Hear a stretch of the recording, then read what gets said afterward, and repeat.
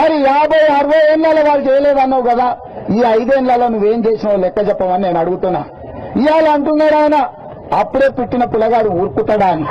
కరెక్టే, అప్పుడే పుట్టిన పిల్లగాడు ఊరుకాడు.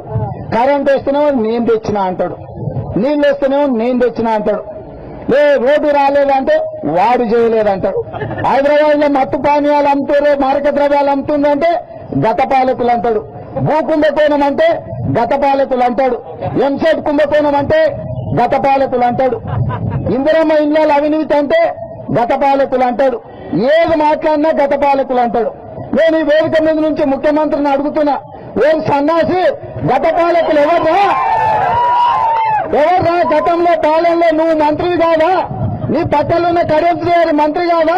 ఆ పక్కలున్న పోచారం శ్రీనివాస్ రెడ్డి మంత్రి కాదా? తలసాని శ్రీనివాస్ యాదవ్ మంత్రి కాదా? తుమ్మల నాగేశ్వరరావు మంత్రి కాదా? జూపల్లి కృష్ణారావు కాంగ్రెస్ లో మంత్రి కాదా? ఈ లక్ష్మారెడ్డి టీడీపీలో గ్రంథాలయ సంస్థల చైర్మన్ కాదా? జోగి రామన్న తెలుగుదేశం పార్టీలో ఎమ్మెల్యే కాదా? నీ మంత్రులు మొత్తం గత పాలకులుగా మంత్రులు చేసిన సన్నాసులే కదా, మరి ఎవర్రా గత పాలకుడు అని నేను అడుగుతున్నా. ఆనాడు ఏం జరిగినా ఆ పాపాలకు నువ్వు నీ వెంబడున్న మంత్రులే కదరా కారణం.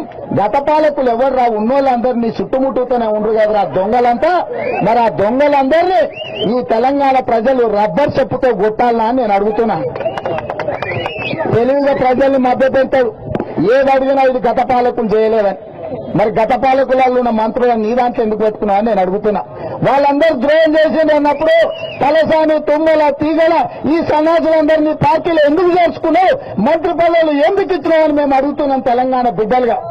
ఇవాళ ఆనాడు మంత్రులు చేసినోడు ఎవడు మా పక్కన లేడు, అవునా?